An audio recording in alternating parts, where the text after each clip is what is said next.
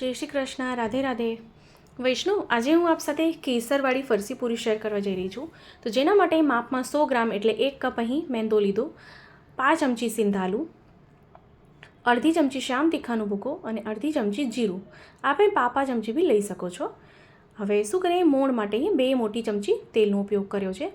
વિષ્ણુ, અહીંયા આજે આપણે કેસરવાળી પૂરી સિદ્ધ કરવાની છે. મોસ્ટલી કેવું છે કે ઘઉંના લોટમાં બધા કેસરવાળી પૂરી સિદ્ધ કરતા હોય, પણ આપણે અહીં મેંદાની પૂરી સિદ્ધ કરવાની છે, જે આપણે સ્ટોર કરી શકાય છે. તો એ નારિયેળના જલમાં મેં કેસરને પલાળીને રાખી દીધેલું. અહીંયા મેં નારિયેળના જલનો ઉપયોગ કર્યો છે. વૈષ્ણવ, આપ અહીં જો હું અહીંયા ખારી કરી રહી છું, એટલે આપને કહું તો નમકીન કરી રહી છું. આપને મીઠી કરવી હોય તો મીઠી પૂરી બી આપ કરી શકો છો. એની બી રીત હું આપ સાથે ચોક્કસથી શેર કરીશ. જો આપને એ પૂરીનો વિડીયો જોવો હોય તો આપ મને કમેન્ટ બોક્સમાં કમેન્ટ કરીને ચોક્કસથી જણાવશો. તો લોટમાં શું છે, જલ જોઈએ એટલું જ વાપરવાનું, નહીં તો શું છે, લોટ ઢીલો થઈ જશે. તો સુંદર લોટ આપણે જે નોર્મલ આપણે જે રોટલીનો લોટ બાંધતા હોઈએ એવો જ બાંધવાનો છે. એટલે આપણે જે મેંદાની પૂરી કરીએ ને એવી રીતે જ આપણે લોટ અહીં બાંધવાનું છે. તો આ સુંદર લોટ બનાવી ગયું છે. તો હવે આપણે અહીં શું કરવાનું છે, એને છે ને આપણે કૂણ આવવા માટે કમસે કમ 1 કલાક આપણે સાઈડ પર મૂકી દઈએ, એટલે સરખું કૂણ આવી જાય લોટમાં. તો આવી રીતે ગોળો કરીને આપણે એને ઢાંકીને સાઈડ પર મૂકી દઈએ. તો વૈષ્ણવ, અગર ચેનલ પર નવા છો તો ચેનલને સબસ્ક્રાઈબ કરશો, બેલ આઇકોન હિટ કરશો કે જ્યારે બી આવી સરળ સુંદર અને તરત થઈ જાય આવી કોઈ નવીન સામગ્રીનો વિડીયો મૂકું તો આપ સુધી નોટિફિકેશન આવી જાય. તો વૈષ્ણવ, લોટ અહીંયા ફૂલી ગયું છે. ફૂલી ગયું એટલે કારણ કે આપણે એમાં સિંધાલુંનો ઉપયોગ કર્યો છે. તો આજે ને ફૂલી જાય લોટ પછી, કારણ કે મીઠાનું પ્રમાણ હોય એટલે એનું ઓગળી. તો હવે ફરીથી આપણે એને હથેળીથી મસળી લઈએ. આવી રીતે આપણે જો કેટલું નરમ થઈ ગયું છે લોટ, એટલે સુંદર થઈ ગયો છે. એ લોટ બહુ ઢીલું બી નહીં કરવાનું, નહીં તો પૂરી સુંદર નહીં થાય.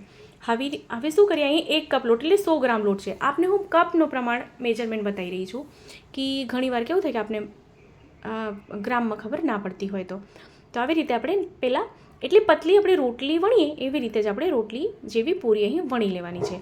તો વૈષ્ણવ, અહીંયા છે ને આપ નાની નાની પૂરી એટલે સિમ્પલ જે જીરા પૂરી કરતા હોય ફરસી પૂરી એવી રીતે બી કરી શકો છો, પણ હું અહીંયા પડવાળી કરી રહી છું પૂરી.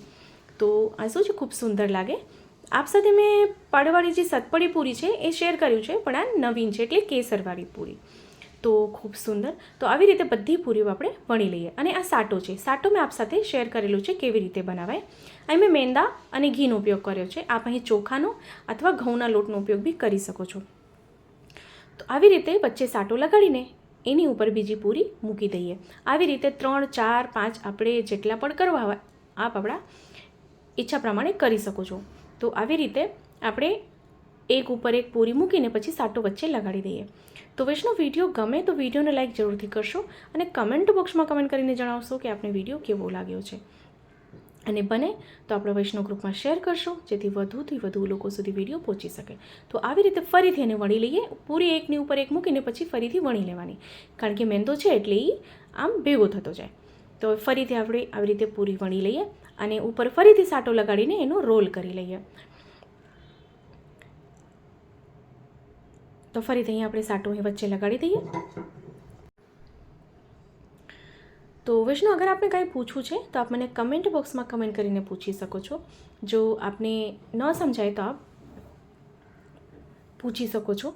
તો વૈષ્ણવ મને કીધું હતું કે હું પ્રોપર માપ દેખાડું, કે મતલબ કેવું છે કે ગ્રામમાં ન ખબર પડતી હોય, કે કારણ કે બધા પાસે વેટ મશીન ના હોય, તો માપ હોય તો સારું પડે, મતલબ સરળતા થાય સામગ્રી કરવામાં. તો આવી રીતે ફરીથી આપણે રોલ કરી લઈએ અને આવી રીતે એને નાના નાના ટૂંક કરી લેવાના છે. એટલે આપણે સાઇઝ આપણે કેવી ગમતી હોય, નાનું કરવું છે કે મોટું કરવું છે, એવી રીતે આપ સાઇઝ કરી શકો છો.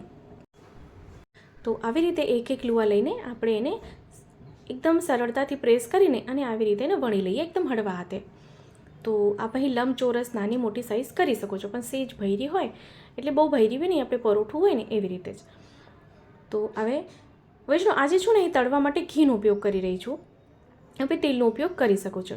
તો આવી રીતે બધી પૂરી વળી લઈએ અને તે ઘી મેં પહેલાં જ અહીંયા ગરમ કરવા મૂકી દીધું છે.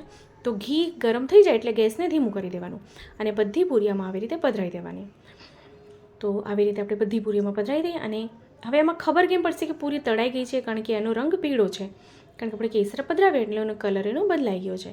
તો એમાં એકદમથી બબલ્સ આવતા બંધ થઈ જાય એટલે સમજી લેવાનું કે પૂરી સુંદર તળાઈ ગઈ છે. હવે અત્યારે કેવું બબલ્સ આવી રહ્યા છે એમાં, એટલે પૂરી હજી નથી તળાની. અહીં જો હજી થોડા થોડામાં બબલ્સ આવી રહ્યા છે. આ ભાઈ બધા લેયર્સ જોઈ શકો તો બધા પડ કેટલા સુંદર આવી ગયા છે. તો વૈષ્ણવ અહીં આપજો એકદમથી બબલ્સ આવતા બંધ થઈ ગયા છે. તો હવે બધી પૂરી આપણે બહાર કાઢી લઈએ.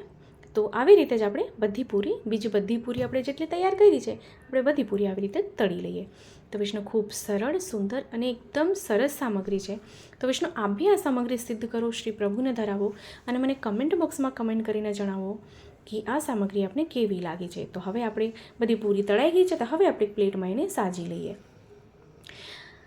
તો વૈષ્ણવ તો આપણે શ્રી પ્રભુને સોહાય તેમ શ્રી કેસરવાળી ફરસી પૂરી સિદ્ધ થઈને તૈયાર થઈ ગઈ છે. તો વૈષ્ણવ ફરીથી મળશું આવી રીતે જ આપણે નવા વિડીયો સાથે. ત્યાં સુધી આપ સૌને મારા જય શ્રી કૃષ્ણ.